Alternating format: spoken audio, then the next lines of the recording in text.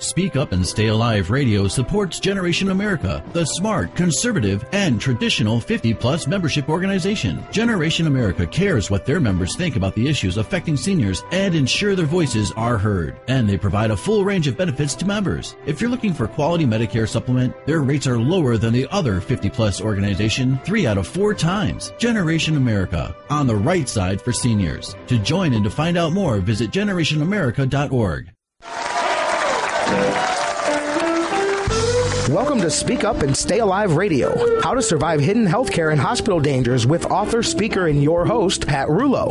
Pat has over 20 years experience as a professional public speaker, and for the next hour, she's going to be your healthcare and hospital survival guide. Each week, you will say, oh, as Pat exposes and explores little-known hospital hazards, delves into the deep waters of dangerous healthcare practices, picks the brains of her good-looking and influential guests, all guaranteed to keep you and your family safe in today's fragmented healthcare system. The Speak Up and Stay Alive radio program is intended to advance health literacy by making you aware of healthcare and hospital dangers. The program is for informational purposes only and is not intended for use as diagnosis or treatment of a health problem or as a substitute for consulting a licensed medical professional. Participating as a program listener, guest, or caller should not be considered medical advice. References to any entity, product, service, website, or source of information should not be considered as an endorsement. And now your host, Pat Rouleau. I can't bear again no more, baby.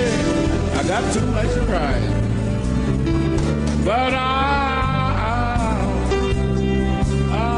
survive. Hello, I'm Pat Rouleau, and I'm so happy you joined us today. For this next hour, I will be your hostess, your healthcare navigation hostess, where I will serve you a generous helping of everything you need to know to help you and your loved ones stay safe during any doctor or hospital visit.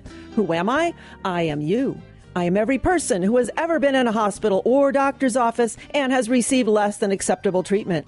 I am you, the person who got an infection during a simple outpatient procedure. I am you, the patient whose questions are ignored, who struggles to speak to the doctor as he or she has one foot out the door. I am the missed heart attack, the hospital-acquired infection, the wrong diagnosis, and the unanswered call button. This show is not about pointing a finger at hospitals, doctors, or nurses. This next hour is all about you, your family, your friends, and your loved ones. It's about becoming informed of all the hospital hazards, what they are, how and why they happen, and what you can do about them. This show is about your empowerment. It's about doing everything you can to stay safe during any and every healthcare encounter. Speak Up and Stay Alive Radio. Yes, that's OH with an exclamation point will cause you to say oh, as each week we delve into little-known hospital and healthcare dangers. When you understand why something happens, you are better equipped to do something to change it and prevent it from happening to you. If enough people begin to speak up together, each of us can alter the current precarious path of today's unsafe healthcare practices. Well, today is an exciting day for us. It's our Phoenix, Arizona debut on radio station KKNT, AM 960, The Patriot.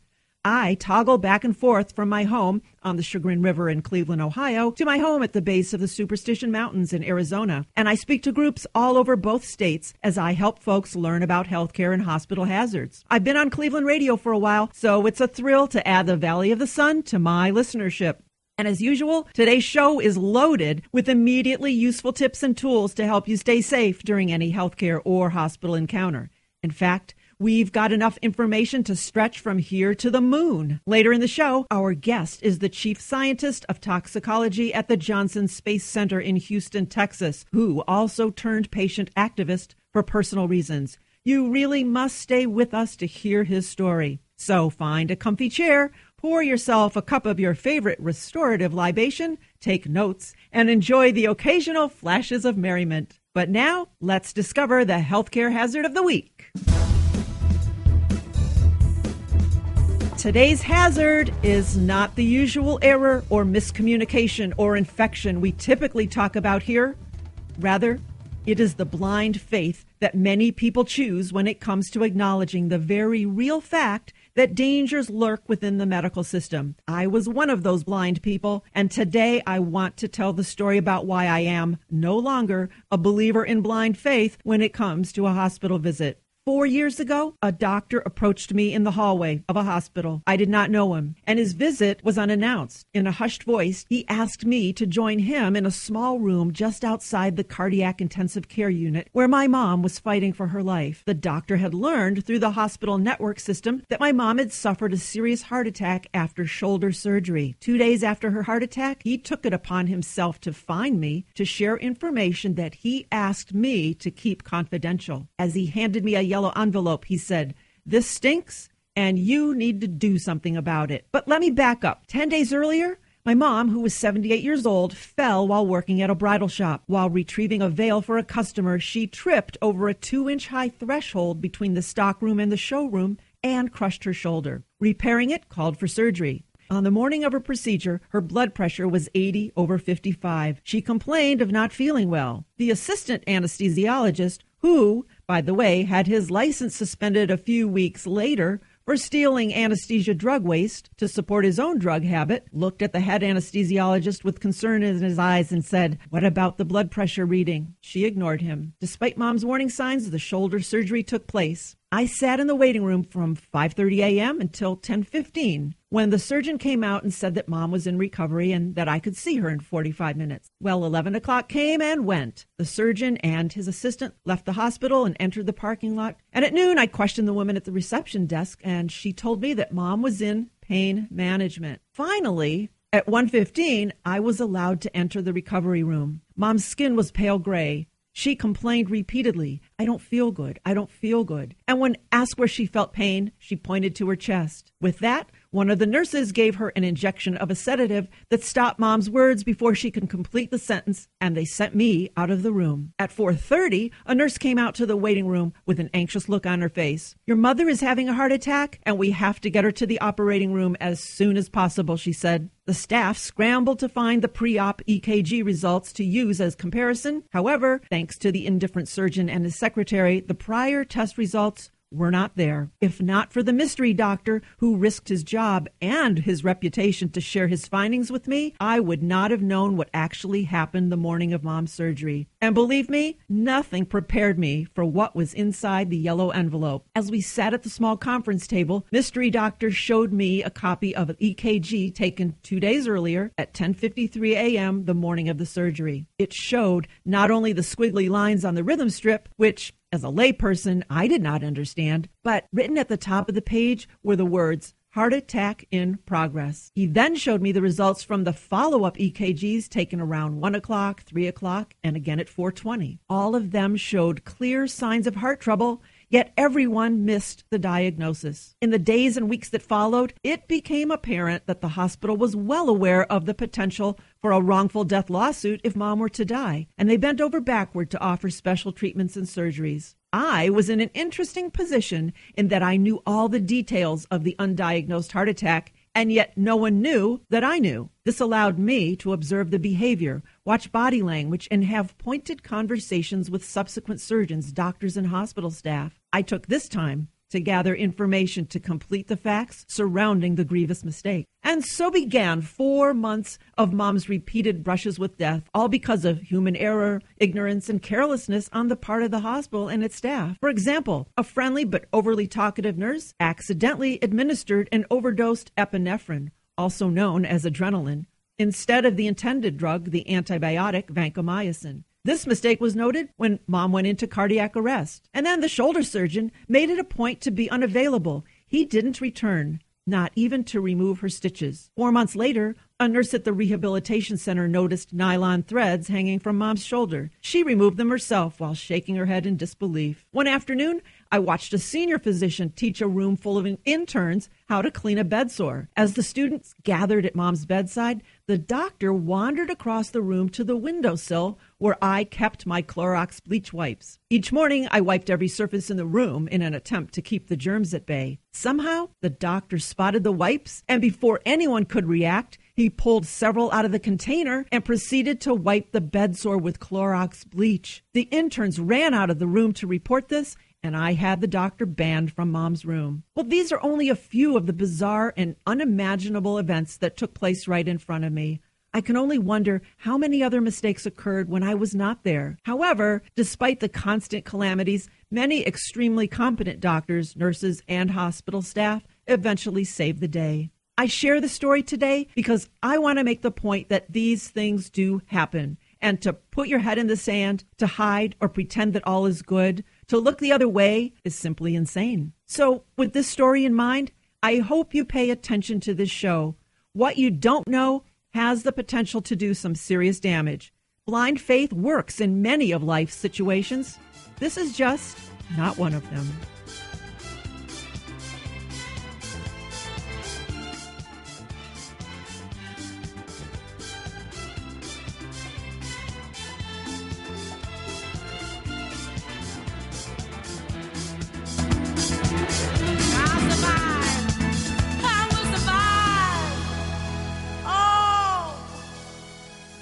Most of us plan ahead in life. We plan for our wedding, our children's education, family vacations, and other expected life events. In fact, that's what this radio show is all about. Planning for a healthcare or a hospital stay that each of us will experience, either as the patient or with a loved one. But what about pre-planning a funeral? Have you given thought to any of that? Well, you should. Listen as I spend the next 2 minutes with Clint Fontaine from Mountain View Funeral Home and Cemetery as we talk about pre-planning. Welcome to the show, Clint. Thank you, Pat. Clint, what does it mean to pre-plan? Well, to pre-plan is doing everything that it would take to take care of your loved one after a death and doing it all ahead of time. And usually people pre-plan for themselves. We sit down, we go over what their wishes are and what their wants are, and we also take a look at their budget and what they want to spend. And we go through the entire process just like they were coming in to see us the day after somebody passed away. What that does for the individuals is that it takes away the financial stress and it takes away the emotional stress of doing all of this the day after a death. So their family knows exactly what they want to have done. They're not sitting and saying, I wonder what Mom would have wanted us to do, or I wonder what my husband would have wanted me to do. From experience, I have been with people who went through that process and went through the almost angst of not knowing what it is that their spouse would have wanted. One lady spent 3 days trying to decide to finally cremate her husband when cremation was not something they talked about until just a few hours before his death, and his only words were, maybe I should be cremated. And she finally went ahead with that, but it caused her a lot of anxiety and a lot of stress. Well, it sounds like planning ahead eases all of those worries by having decisions in place. Absolutely. Clint, tell us about your locations. Our main funeral home is the same property as our cemetery. Our cemetery's been here since 1951. We've been owned by the same family since then. We're in the third generation right now. We also just opened a beautiful new facility in downtown Queen Creek. Everyone who has visited says that it is a state-of-the-art, beautiful facility, and I invite people to visit both of our facilities and also check out our cemetery. Well, thank you, Clint, for spending some time with us today. Thank you very much, Pat. It was a pleasure to be here. Remember, planning is bringing the future into the present so that you can do something about it now.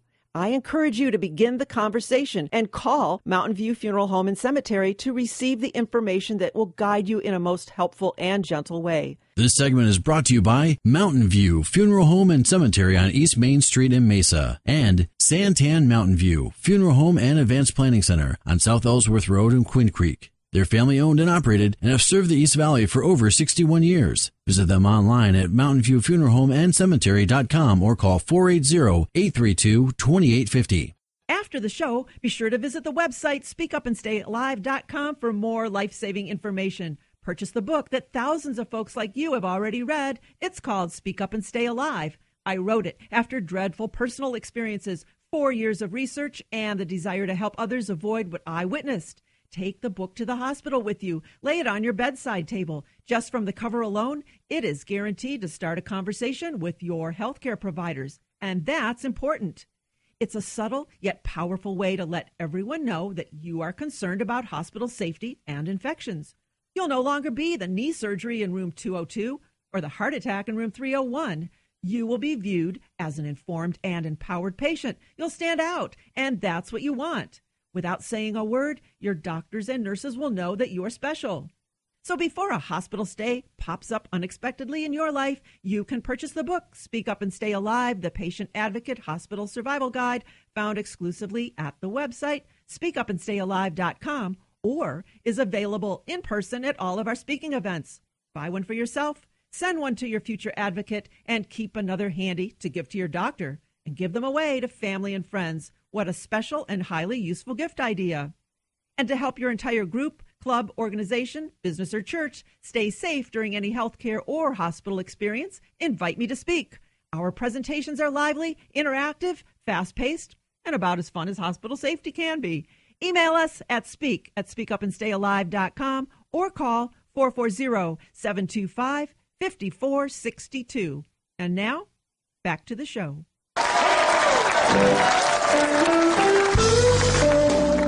You're listening to Speak Up and Stay Alive Radio, where I personally take great pride in bringing you the best of the best when it comes to our guest. And therefore, it is my pleasure to have such a distinguished gentleman with us today. Dr. John T. James is the chief scientist of space toxicology. He is responsible for the quality of air in spacecraft that carry humans, including the Space Shuttle and the International Space Station. He leads a team of experts who set air and water quality standards for spacecraft and also controls the risk posed by any chemical or compound that could enter a human-rated spacecraft. His current research focuses on the assessment of the toxicity of lunar dust. Dr. James's personal activities center on patient safety advocacy, which developed as a result of losing his 19-year-old son to medical errors. I am proud and honored on so many levels to have you here today. Welcome, John. Thank you, Pat. Thank you for the kind introduction. Oh, well, you are welcome. It's all true. I'm sad that you even have to be talking about this, but I guess you and I both believe that real-life stories can be empowering to others, whether they have experienced medical error or not. And often we talk about the need for a patient advocate, but I see that you use the word activist.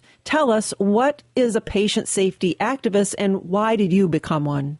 An advocate tends to be someone who looks after a patient in a hospital that might be a family member or something. They advocate for that patient. An activist who's someone who looks more globally, looks at legislation that would make hospitals safer for patients, do a lot of other things, networking, working with organizations, for example, like the Consumers Union, to get the word out that hospitals can be very unsafe places. And so that's what an activist does. We kind of stir things up a little bit. And I became an activist, as you mentioned, because of the death of my son a few years ago. When I looked at his medical record, I realized that his doctors had made several catastrophic mistakes. They were really heartbreaking to realize that his life could have easily been saved if he had been given potassium replacement therapy. And I'm sad to say that I found unethical things they did as well. They never did his cardiac MRI properly. I found that out from a radiologist at the hospital, perhaps 9 months after he died. And I also found out that his medical records had been falsified. And so it was quite a journey of grief and frustration as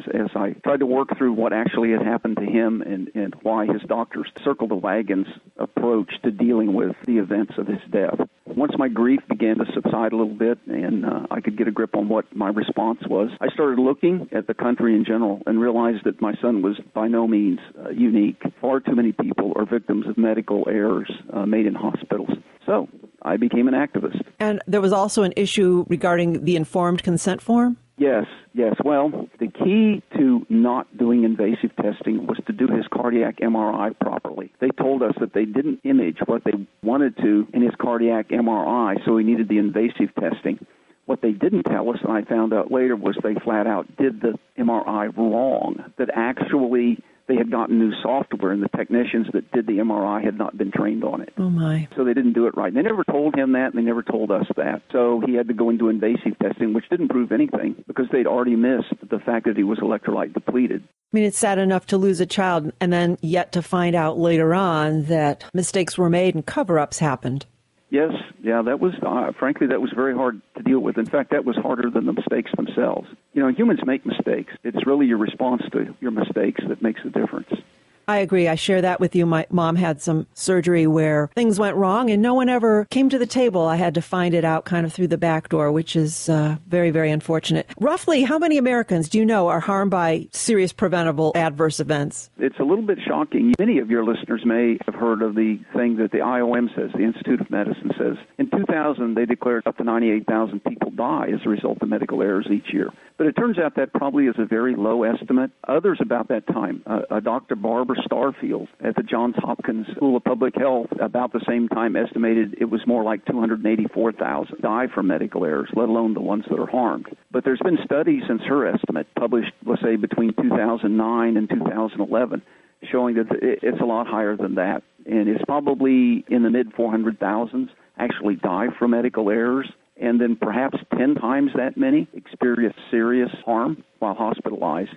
And people often don't know that when they're in the hospital. One of the major outcomes of harm is that your hospital stay is extended, which puts you at risk for a lot more other things that you really would just as soon not get in a hospital. I do want to say here, there are a lot of really dedicated and good people in medicine. And so it's hard to be a really good doctor. It's hard to be a really good nurse. And so I'm not really just blaming the people. It's kind of the way it's all set up, partly the systems, and it's partly the learning that we expect from doctors. And the chaos that goes on in many hospitals. They're understaffed. They struggle. So I'm just making an observation here. I'm not trying to point the finger and say, oh, these guys are so bad. They do struggle. And many of them, many doctors are in the patient safety movement. So they're certainly welcome from that point of view. In your experience, John, what are the leading causes of preventable adverse events? Based on what I read, fortunately, I've not been the victim of too many of these personally, but probably healthcare-acquired infections. I think CDC a few years ago estimated that about 98,000 people die as a result of healthcare-associated infections. And I've just met with some people there not long ago. They're really doing a lot to get that down, and I'm impressed with the CDC's efforts. But other things that can happen in hospitals that can ruin your day are things like medication errors. Either the prescription is wrong or it is wrongly administered. And particularly vulnerable are older people. A lot of medications were never tested for safety in older people. By that I'm saying 70 and up. And so to give those medications to older people must be done with great caution. And often it is not. And so medication errors are a big thing in hospitals. Other things like surgical site infections, certainly you have to watch out for that. Infections are often associated with insertion of catheters, urinary catheters into people and so on. Patients really need to be alert for that kind of thing going on when they're in a hospital. And basically you need another set of eyes and ears, because if you're not feeling well, you can't keep track of all of these things. So how would you suggest that a person minimize their risk of being harmed while hospitalized? Well, actually, you hit right on it. You certainly need an advocate.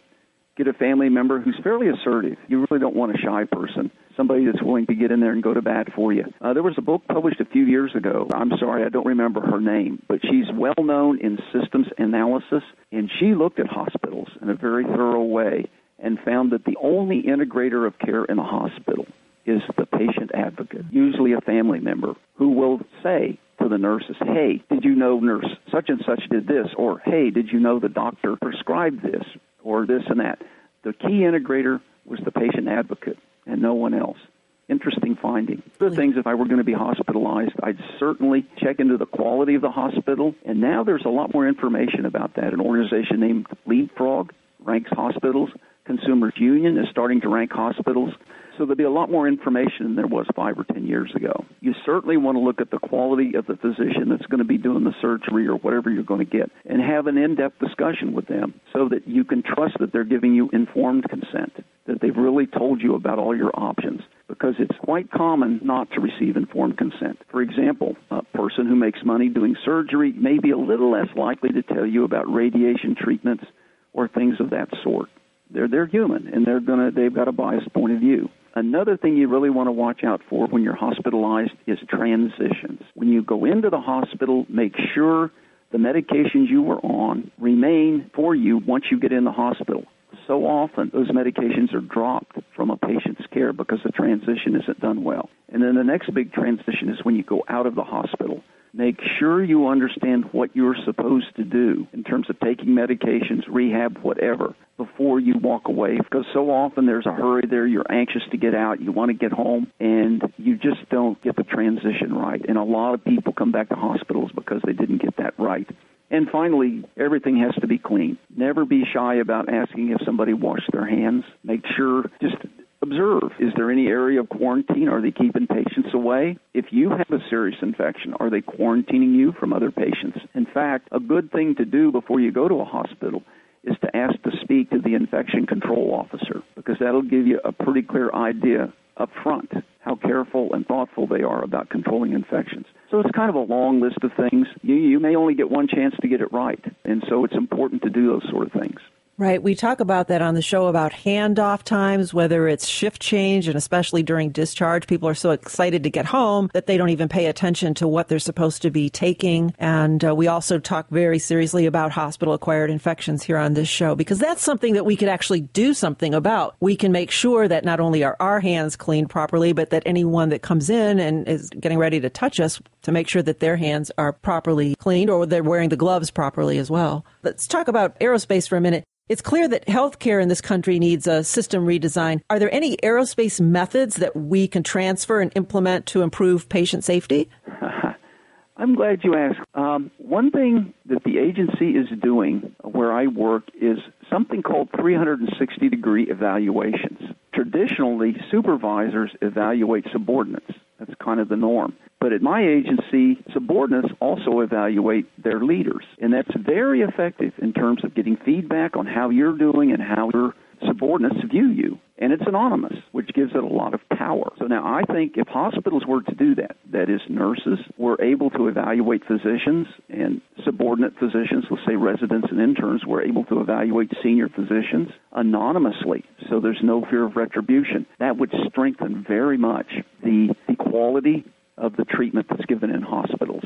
And I will tell you, there's a lot of evidence that the peer review system, that is doctor to doctor in hospitals, is badly broken. And that goes back to some congressional reports generated by physicians a few years ago, where physicians were getting away with all sorts of stuff in hospitals, and their colleagues just weren't cognizant of what they were doing or weren't reporting them. So 360-degree review would be marvelous for hospitals, I think. There's a book you may be aware of called Unaccountable, just written by an MD. But in that book, at a large meeting of physicians, he asked openly if any of them knew of a colleague that posed a danger to their patients, and every one of them raised their hands. But of course, nobody wants to rat on a colleague. I would have a hard time ratting on my colleague. And I will tell you, the knowledge changes each year in medicine are just overwhelming. And so to really be a good doctor, you've got to spend a lot of time intentionally learning the new stuff. And I'm afraid so many of them don't, because they don't get paid for that. So it's a complex, messy system. But something has to be done to kind of break loose the culture. Right. Well, speaking of books, your book, A Sea of Broken Hearts, has a bold subtitle, Patient Rights in a Dangerous, Profit-Driven Healthcare System. What caused you to use those words? Well, as I looked around and read medical literature, I realized that it really is dangerous to be out there being treated in a hospital. I mean, often people are cured and it goes well, but far too often there's harm. So from that point of view, it's dangerous. And I would urge all your listeners to do everything they can to stay out of a hospital. But we all are going to end up there sooner or later. In terms of profit-driven, the medical journals and the people that write in there talk about perverse incentives. And clearly, if you're going to make more money selling, in quotes, let's put it that way, procedures to a patient, you're going to be inclined to advocate for those procedures. And so the fee-for-service system that we have in our country really makes it a profit-driven system. And I'm afraid it's headed more that way. In most communities, new hospitals are springing up all over the place because they're getting ready to sell procedures to baby boomers. And there are examples in the medical literature, in fact, quite a few, where procedures have been put on people, very invasive procedures that were absolutely not necessary. And a few doctors are being held pretty harshly accountable for doing that. They're going to get some jail time out of it, because I think it's really wrong to invade somebody's body when it has no benefit whatsoever for them. And I'm thinking about things like cardiac stents and that kind of stuff. Mm-hmm. So it behooves us to get second and even third opinions if something seems a bit radical. Absolutely, Pat, but make sure your second opinion is from an independent physician. Right. Because if you go to a colleague of the first physician, he's likely to agree with the first physician. Whereas somebody who's totally independent of the first doctor is more likely to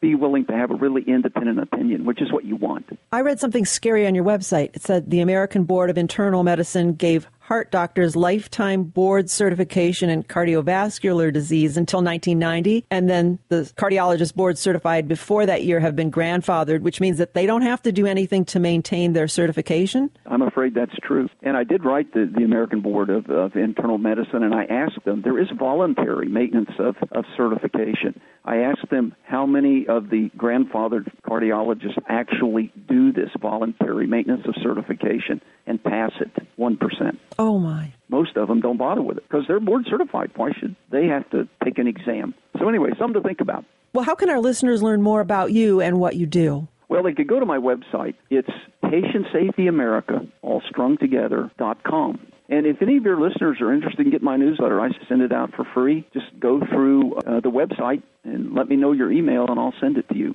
Well, do you have any final words of advice for our listeners today? I would only say, please think about the people, the friends, the family you know that have been harmed, and then do not believe you can't do something about it. Get out there, get involved, find other people that have stories and are doing things, and work with them. We can change the system, but it's going to have to be a big effort. So look for it. And be healthy, I would say. Be safe, be healthy. It's a beautiful thing to take something so heart-wrenching as a loss of a child and turn it into a passion to help others. And I'm proud that you are doing that and getting the word out. And my bet is that if you can decipher the toxicity of lunar dust, I'm going to bet that you'll be able to figure out the loony and sometimes toxic healthcare situation. Okay. Interesting way to put it. Well, and I encourage our listeners to visit your website, PatientSafetyAmerica.com. Thank you, John, for being on our show today. Valuable information, and I look forward to working with you in the future. Yeah, thank you, Pat, for having me on. I enjoyed your questions and your dialogue. I wish you Godspeed in all of the things you're doing to try to make the system better. Well, thank you. You as well.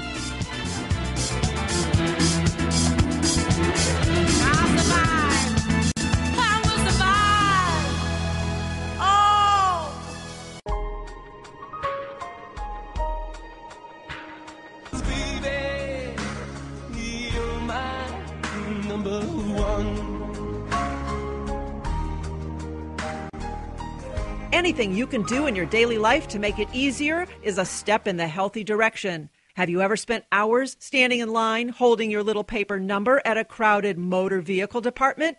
People coughing, sneezing. How stressful is that? Well, here's a solution. Power tags, titles, and more in Queen Creek. And you know they're thinking about you. They even have bottles of hand sanitizer for you to use. So listen as I spend the next 2 minutes with co-owner Candi Segovia as she tells us how she could make your life a little bit sweeter. Candi, what makes Power Tags, Titles, and More different than the motor vehicle division? We're different because you don't pull a number when you walk in. We greet all of our customers as soon as they walk in. We get the eye contact. So they acknowledge that we acknowledge them. And then they sign in. We just have them sign in because we have a little bit of heads up in the fact that we know their names. So we call everybody by name. We want everybody to feel welcome and warm and feel like family. I grew up in Germany, and when you go to a place, it could be overwhelming because you don't know the language. So we're bilingual. We try to help out our customers by helping them speak their native tongue so they feel more comfortable and at ease about doing their transaction with us.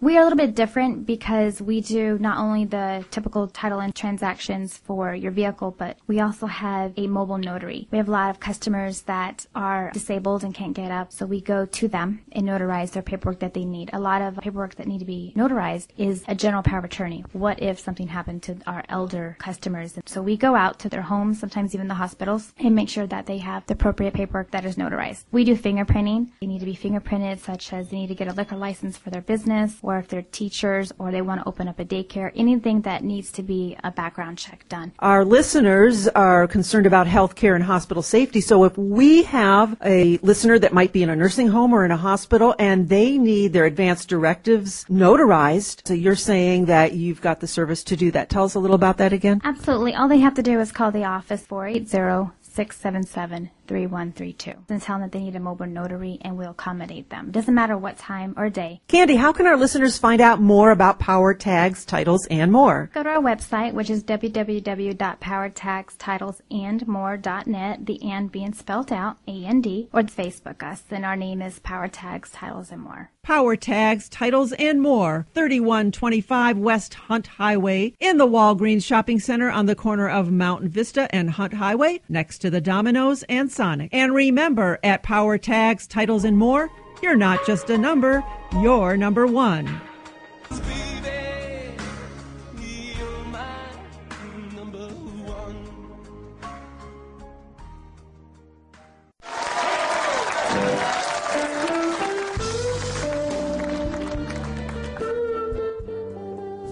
listening to Speak Up and Stay Alive Radio. We are growing. Now you can join us every Saturday morning on 2 Cleveland stations from 7 to 8 Eastern on AM 1420 WHK. That's Cleveland's Intelligent News Talk Radio. And from 9 to 10 Eastern on AM 1220 WHKW, The Word. And on Sundays in Phoenix, Arizona from 9 to 10 Mountain Time on AM 960 KKNT, The Patriot.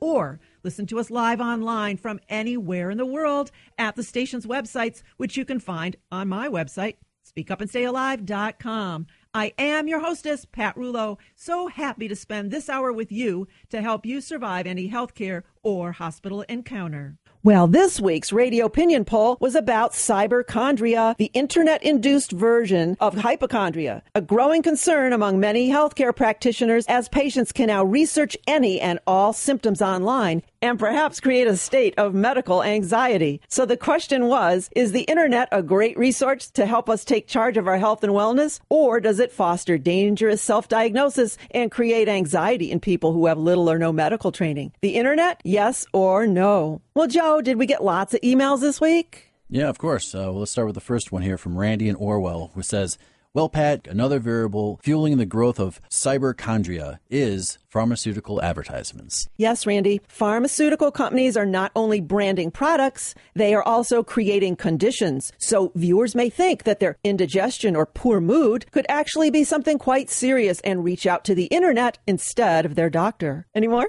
Bobo33 says, I always research my symptoms and concerns on reputable websites.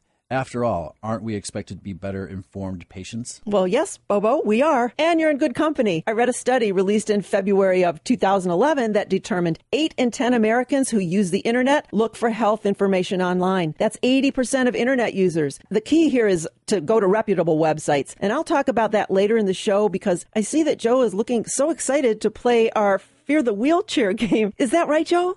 Yes, of course. We're ready for Fear the Wheelchair. Yes. By now, you've probably heard me talk about how I fear the wheelchairs that grace the front doors of almost every hospital. Patients and visitors get out of their cars and hop into a wheelchair, and I always wonder, where have they been? What have they touched? Then they wheel around the hospital, use the bathroom, sit in waiting rooms, visit patients, all the while picking up additional and deadly hospital bacteria like MRSA, C. diff, a bit of E. coli, and perhaps some candida yeast. And at the end of the day, they're back in their car, leaving the contaminated wheelchair at the front door of the hospital, ready for the next patient to climb aboard. This makes the wheelchair a high-touch, highly contaminated vehicle, capable of spreading infections all over the place. So the wheelchair is now this show's representation of all hospital dangers, kind of like our mascot.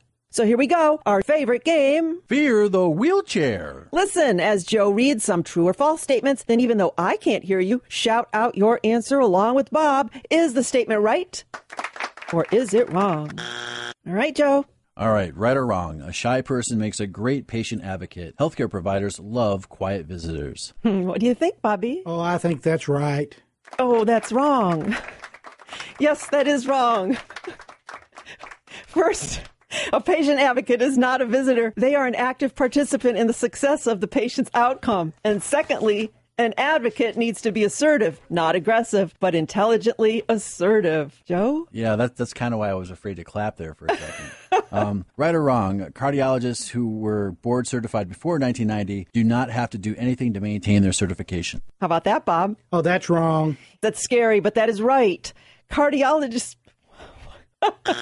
Oh my gosh. It's one of those days, folks. Let's just keep going. Cardiologists certified prior to 1990 are grandfathered and enjoy lifetime board certification without continuing education. So choose your doctors wisely. Let's try this again. Joe? Right or wrong, a healthy skepticism is necessary when watching television drug ads or when surfing the internet to diagnose symptoms. What do you think, Bob? I think it's right. Yes. This is just common sense. Don't believe everything you read or hear, unless, of course, you're listening to Speak Up and Stay Alive Radio. Right or wrong, medication errors are common and especially dangerous to children and older adults. What say you, Bob? That's wrong.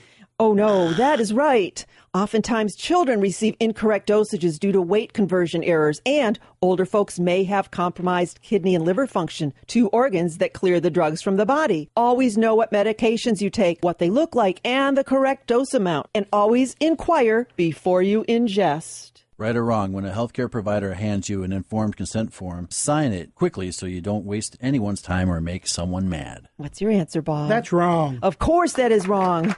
The key here is the word informed. No one should shame you or scare you into giving consent to any procedure. Be sure that you completely understand all of the information and consequences. It is not an administrative formality. Remember, the more you know, the safer you'll be, and you heard about it here on Speak Up and Stay Alive Radio. Well, thank you guys for playing my super fun game. Fear the wheelchair. Yes, you are listening to Speak Up and Stay Alive Radio. I am Pat Rulo, where the boys and I are keeping you safe during any healthcare or hospital encounter.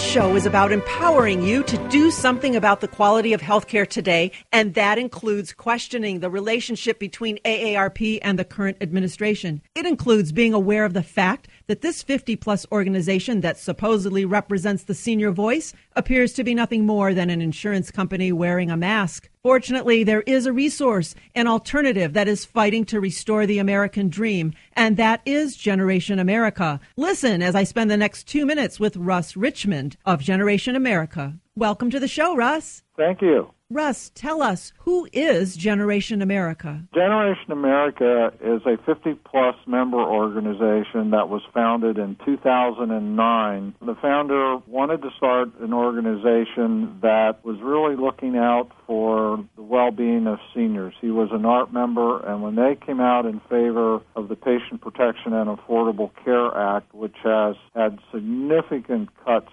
in Medicare, he was very upset and felt like someone needed to come out there and really represent seniors and speak up for them. Tell us, how is Generation America different from AARP or other 50-plus organizations that are popping up? There are a number of differences. First, Generation America does offer many of the same types of benefits that other organizations offer, although some don't offer any benefits at all. And one of the things that really sets us apart is that we are not a licensed insurance company as AARP is, nor are we owned by an insurance agent, which a couple of the other senior organizations are. And what really drives it home is that on all of our insurance benefits, we offer many different top-rated carriers to choose from, so you can evaluate coverages and rates and really pick the carrier that is best. And we have many, many testimonials from members saving hundreds to thousands of dollars a year as a result of how we have set up our member benefits. One of the big ones is Medicare Supplement. 3 out of 4 times, the rates are lower than what United Healthcare and ARP are offering. So, again, it's giving them a choice. How can we find out more about Generation America, and how can our listeners join? The best place is generationamerica.org, and right at the top of the page, you'll see the Join Now button, and we offer 1-, 3-, and 5-year memberships. You're a member instantly when you join, and you're given access to the member areas. You will get your voice heard, and you'll be able to take advantage of all these fantastic benefits that members have access to. Well, thank you, Russ, for joining us today. We look forward to your return next week. Thank you very much. Generation America, on the right side for seniors. To join and to find out more, visit generationamerica.org.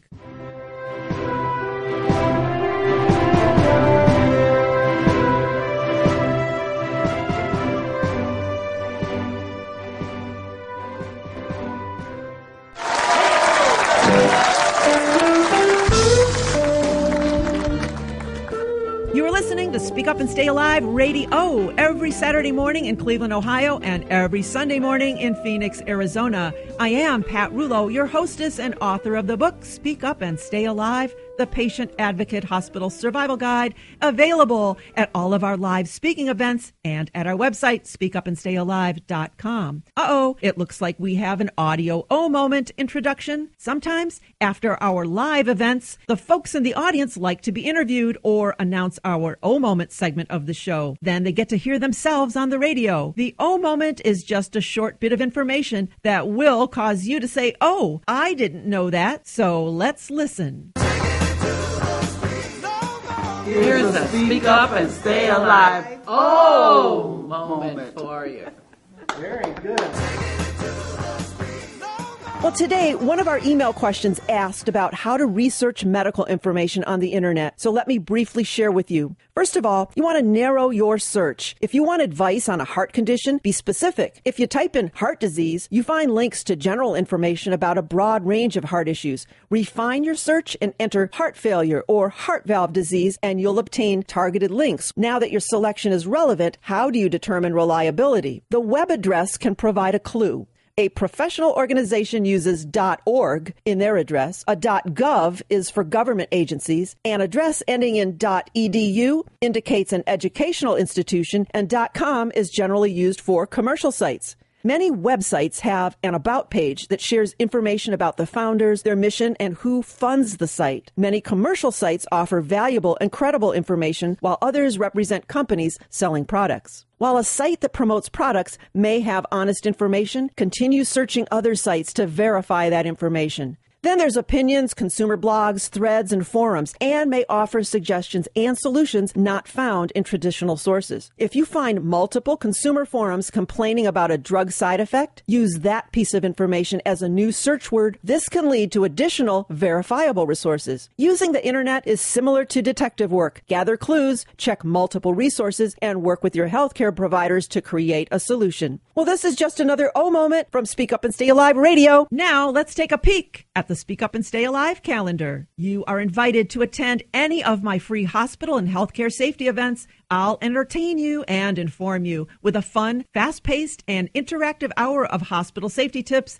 that you don't want to miss. If you are in Arizona during the months of January through April, you can find us all over the place. The next event will be held on Monday, January 7th at the Superstition Kiwanis Club at noon. Then on Tuesday, January 8th, we are doing a healthcare and hospital safety presentation at the Red Mountain Active Adult Center on Adobe in Mesa, Arizona at 10 o'clock. The next day, January 9th, at the Mesa Active Adult Center in North McDonald in Mesa at 10 o'clock. And on January 10th, at the Apache Junction Active Adult Center, North Idaho Road in Apache Junction, and that starts at 10:30. Everyone is invited, and that means you. And if you would like for me to speak to one of your groups, get a hold of me soon. We even have a special gift for everyone who purchases a copy of my book after each Arizona event. And that is a free Coyote coupon book that normally sells for $15 and is worth hundreds of dollars in free food, golf, and other goodies. Bob and I saved $10 last week at a local restaurant. How cool is this? Not only do you get a free 1-hour presentation and the life-saving book, Speak Up and Stay Alive, your healthcare and hospital survival guide written by me, but also coupons for free meals, free golf, and all the while supporting our local businesses. It's crazy. And if you're looking for a meaningful way to help your members, I'm happy to speak to your group too. The topic may be serious, but my presentations are positive and full of energy. You can't beat that. Call me right after the show, 440-725-5462, or email speak@speakupandstayalive.com. And if you're driving or doing something where you can't write this down, you can always visit the calendar page at the speakupandstayalive.com website. Well, today we talked about blind faith and how choosing not to become aware of today's healthcare and hospital hazards is simply not smart. No need to wait until you need the information to attempt to access it. By then, it's usually too late. So become a regular listener and take advantage of this simple and easy way to learn. And our guest, Dr. John James, shared his personal story about medical errors with lots of valuable advice on how we might prevent them in the future. And we discussed cyberchondria and how to evaluate medical websites. If you missed some of today's show,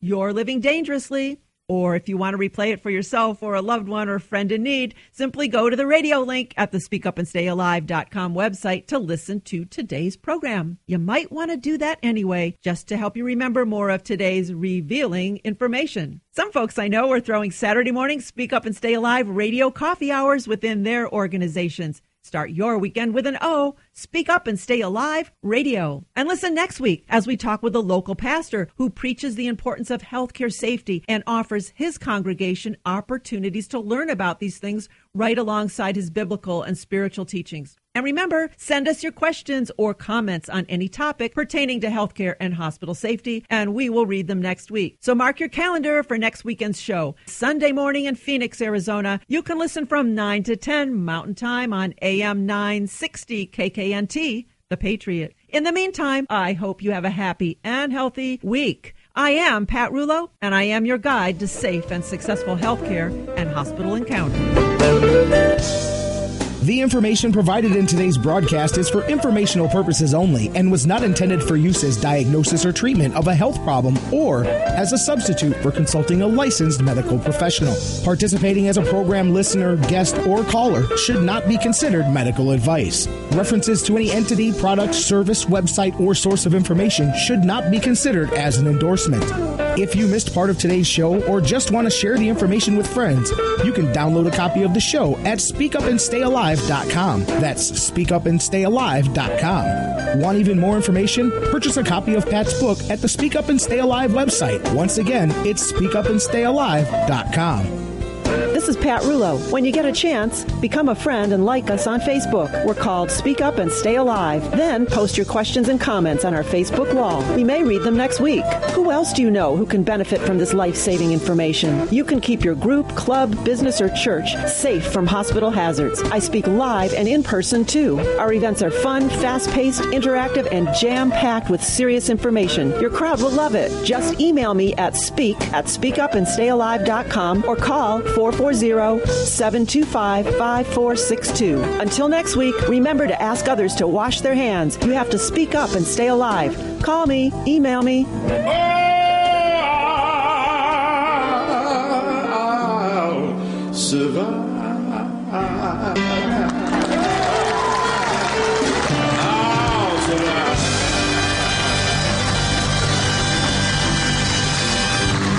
Thank you. Thank you very much. Thank you. Thank you. Thank you.